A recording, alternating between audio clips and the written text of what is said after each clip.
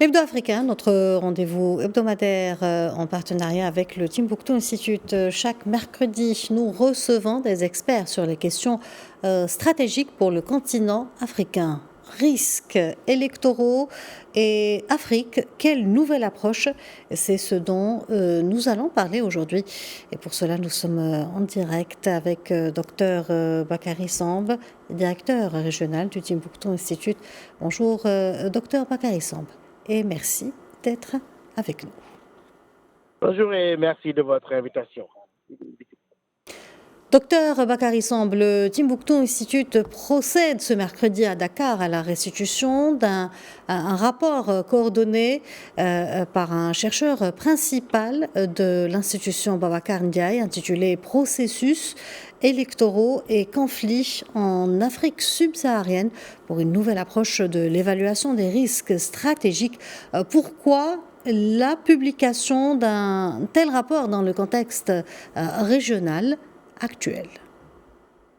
Oui, vous savez que très souvent, lorsqu'il s'agit d'élections en Afrique de l'Ouest et en Afrique subsaharienne de manière générale, on insiste beaucoup sur la sécurisation du vote, sur le processus électoral, les questions de fichiers, alors qu'on s'est rendu compte que les périodes électorales, qui devaient être des périodes de la fête de la démocratie, sont devenues des périodes anxiogènes, où il y a une violence qui marque le champ politique. On s'est rendu compte que dans beaucoup de pays d'Afrique subsaharienne, en une décennie à peine, il y a eu plus de 5000 morts dus à des questions électorales, en tout cas dans cette période électorale. Donc le Timbuktu s'est dit qu'il faudrait maintenant changer de cap, essayer d'étudier les risques électoraux en prenant en compte la question de l'élection en amont, mais aussi de la violence électorale qui est devenue consubstantielle maintenant de ces périodes-là et qui marque le champ politique dans beaucoup de pays de la région. C'est pour cela que nous avons lancé cette étude-là avec des indicateurs sur les véritables risques et considérer désormais le risque électoral est lié au processus comme étant un véritable risque stratégique.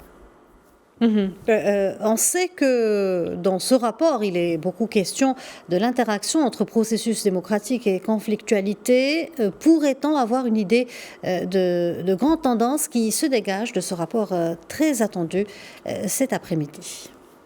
Oui, d'abord, on s'est rendu compte que beaucoup de crises, les crises politiques majeures qui ont abouti à de l'instabilité dans la région sont quand même issues de processus électoraux litigieux. Et cela se remarque aussi bien au Congo, on a vu aussi dans d'autres pays qui ont connu des instabilités comme en Côte d'Ivoire, que c'est suite à des processus électoraux litigieux.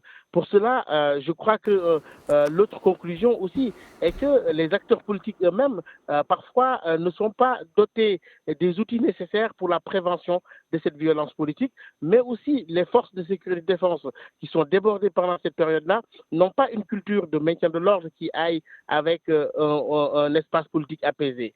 Donc le rapport revient beaucoup aussi sur la question de la démocratie finalement, qui devient une démocratie électoraliste et que l'élection est devenue une période anxiogène, une période où se cristallise pas mal de conflictualité et qui peut réveiller une instabilité durable si l'on ne fait pas attention et si l'on ne prend pas des mesures préventives pour contrer la violence électorale, mais aussi les processus électoraux litigieux. Docteur Bakary Samb, le coordinateur de ce rapport du Timbuktu Institute, le très renommé expert Babacar Ndiaye, considère qu'au-delà de simples recommandations, il faudrait aujourd'hui un véritable appel à l'action en direction des États, des organisations régionales et de la communauté internationale. Pourrons-nous en savoir plus en attendant cette restitution? Il est vrai qu'il y a eu des dispositifs régionaux comme EcoWarn sur la lettre précoce, mais aussi des observations d'élections des observateurs qui sont déployés dans beaucoup de pays, comme c'est le cas aujourd'hui au Sénégal, avec les observateurs de la CEDEAO et d'autres réseaux de la société civile. Mais il faudrait, au-delà de ça, prendre la question électorale sur le long terme, avec l'éducation civique, avec l'éducation aussi au débat politique apaisé, mais aussi la formation des partis politiques qui fait défaut de plus en plus, où on remarque aujourd'hui un déficit de cadres dans les partis politiques avertis des véritables risques électoraux, mais aussi avertis de la question démocratique. Tout cela dans un contexte aujourd'hui où on voit qu'il y a des vents défavorables à la démocratie dans la région avec les coups d'État, etc.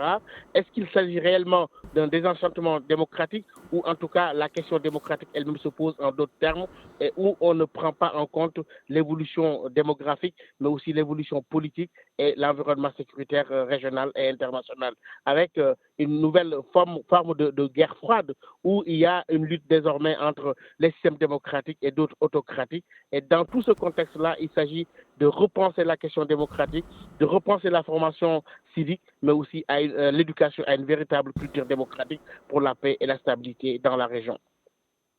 Docteur Bakary Samb, merci pour cet éclairage. Je rappelle que vous êtes directeur régional du Timbuktu Institute.